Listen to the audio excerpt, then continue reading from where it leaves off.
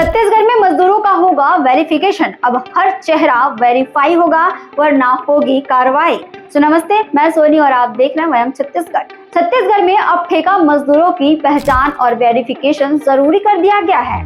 ये नियम इसलिए लगाया गया है क्योंकि हाल ही में यहाँ कई जगहों पर बांग्लादेश से आए लोग बिना कागजों के मजदूरी करते पकड़े गए। खासकर रायपुर और भिलाई में ये मामले सामने आए। रायपुर में बांग्लादेश से आए युवक कबाड़ी का काम कर रहे थे, वहीं भिलाई में एक बांग्लादेशी युवक ने तो नाम बदलकर फैक्ट्री में काम ज्वाइन कर लिया था। इसके अलावा रायगढ़ में भी बाहर के लोग मजदूरी कर रहे थे। इन सबको देखते हुए ये कदम उठाया गया है ताकि कोई भी गैर कानूनी तरीके से काम न कर पाए। अभी ये नया नियम दुर्ग और भिलाई में लागू हो रहा है। इन इलाकों में सबसे ज्यादा ठेका मजदूर काम करते हैं। ठेकेदारों को सख्त हिदायत दी गई है कि वे हर मजदूर का पुलिस वेरिफिकेशन जरूर कराएं। दुर्ग के एसपी विजय अग्रवाल ने कहा कि ये नियम बाद में पूरे प्रदेश में लागू हो जाएगा। अब से ठेका मजदूरों के डॉक्यूमेंट्स की जांच होगी। पुलिस से वेरिफिकेशन करवाना अनिवार्य होगा। किसी मजदूर के कागज गड़बड़ निकले तो उसे तुरंत पकड़ लिया जाएगा। पुलिस ने अवैध प्रवासियों की जानकारी देने के लिए मोबाइल नंबर भी जारी किए हैं। जानकारी देने वाले का नाम पूरी तरीके से गुप्त रखा जाएगा।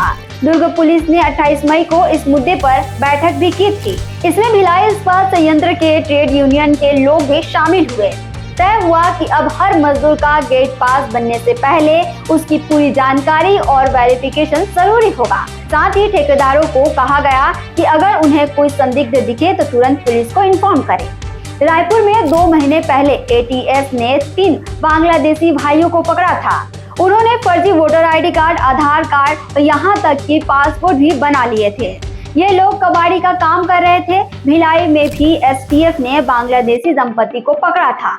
पति फैक्ट्री में काम करता था और पत्नी घरेलू काम। दोनों का वीजा खत्म हो चुका था, फिर भी यहाँ छिपकर रह रहे थे। रायगढ़ में भी बाहर से आए लोग काम कर रहे हैं। यहाँ पश्चिम बंगाल से आए कई मजदूर रह रहे हैं। धर्मगढ़ इलाके में पुलिस ने 12 संदिग्ध मजदूरों को पकड़ा, जिन पर माइनर एक्शन के तहत कार्रवाई हुई। इसके अलावा 7 लोग लंबे समय से लॉन्ग टर्म वीजा पर रह रहे हैं। इसमें 2 पाकिस्तानी भाई बहन और 5 बांग्लादेशी शामिल हैं। अब सरकार और पुलिस दोनों चाहते हैं कि कोई भी अवैध मजदूर चोरी छिपे काम न करे, क्योंकि इससे न सिर्फ मजदूरों का हक मारा जाता है बल्कि प्रदेश की सुरक्षा भी खतरे में पड़ती है।